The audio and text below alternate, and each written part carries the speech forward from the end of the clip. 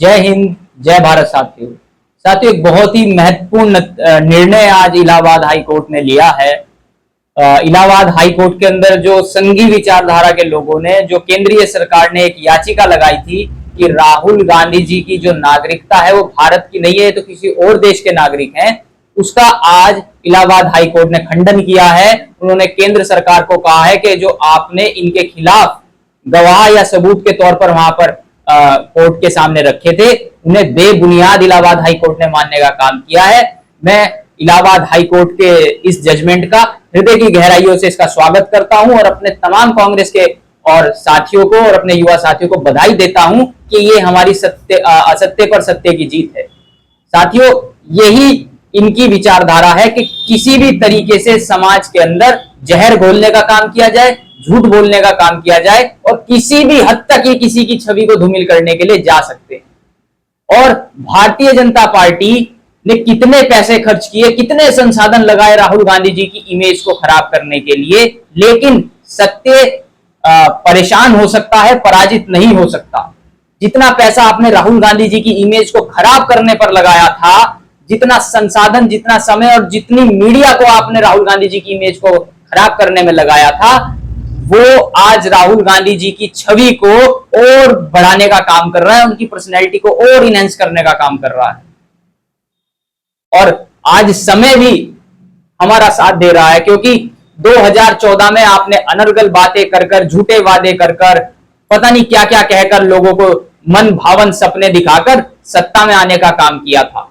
नरेंद्र मोदी जी, आपने नारा दिया था कि बहुत हुई महंगाई की मार, अब की बार डैश सरकार, और लोगों ने आपकी बात पर विश्वास किया था। आपने कहा था प्रतिवर्ष 2 करोड़ रोजगार आप युवाओं को देने का काम करेंगे। उस समय बेरोजगार युवाओं ने आपकी मन भावन बातों में आकर आपको वोट दिया।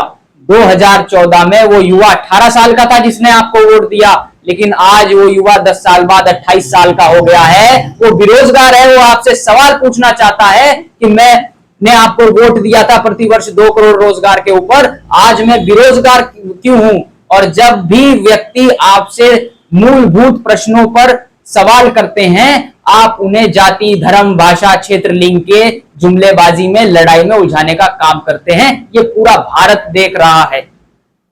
और आप नागरिकता की बात कर रहे हैं राहुल गांधी की, उस व्यक्ति की आप नागरिकता को खंडित करने की बात कर रहे हैं जिसने अपने पैरों से चलकर भारत को जोड़ने का काम किया है। जो दक्षिण से लेकर उत्तर तक, कन्याकुमारी से लेकर कश्मीर तक अपने पैरों से जिसने देश को नापा हो, और ना कि सिर्फ देश को नापा हो, लोगों की, मजलूमों की समस्या सुनी हो और उनका समाधान किया हो, उस व्यक्ति को आप भारतीय होने से मना करते हैं। ये बहुत शर्म की बात है। और मैं इसका बहुत अच्छा ये निर्णय आज जो कोर्ट ने दिया, राहुल गांधी जी को बहुत बहुत बधाई देना चाहूंगा। और पूरी दुनिया देख रही है आपके इस बतौलेपन को। और राहुल गांधी जी जो बात कहते हैं वो डंके की चोट पर कहते हैं और बिल्कुल सत्यता के पक्ष में वो बात बोलते हैं। राहुल गांधी जी ने कहा था आपको कि किसानों के ऊपर जो आप ये बिल ला रहे हैं, ये बिल सही नहीं है, किसान पीछे नहीं हटेंगे, आपको बिल वापस लेने पड़ेंगे। इतिहास जानता है, देश जानता है, नरेंद्र मोदी जी, आपको सदन किसानों के सामने आकर अपने बिल वापस लेने पड़े थे। जब देश के अंदर कोविड की महामारी आने वाली थी, दस्तक देने वाली थी, उससे पहले राहुल गांधी ने कहा था प्रिकॉशन इस्तेमाल करो, सतर्कता बतो। आपने राहुल गांधी जी का मजाक उड़ाया, पूरी दुनिया के अंदर कोहराम मचा था। पूरी दुनिया के अंदर पूरा, और अपने देश की बात करूं तो गंगा के किनारे हमारी देश के नागरिकों की लाशों को कुत्तों ने, सियारों ने नोच नोच को खाने का काम किया था। आपने तब भी उनकी बात को हल्के में लिया था। जब पिछले वर्ष राहुल गांधी जी ने कहा था सदन में खड़ा होकर कि जातिगत जनगणना हम इसी सदन में पास कराने का काम करेंगे, आपके नेताओं ने तब कहा था कि राहुल गांधी तो जाति में, वर्गों में बांटकर देश को तोड़ने का काम कर रहे हैं, तो आज जातिगत जनगणना भारत सरकार क्यों करा रही है? राहुल गांधी जो कहते हैं वो करते हैं। और ये ऐसे नहीं कहा उन्होंने भारत को नापा है अपने पैरों से, लोगों के दुख तकलीफों को समझा है और उसके बाद ये बात की है।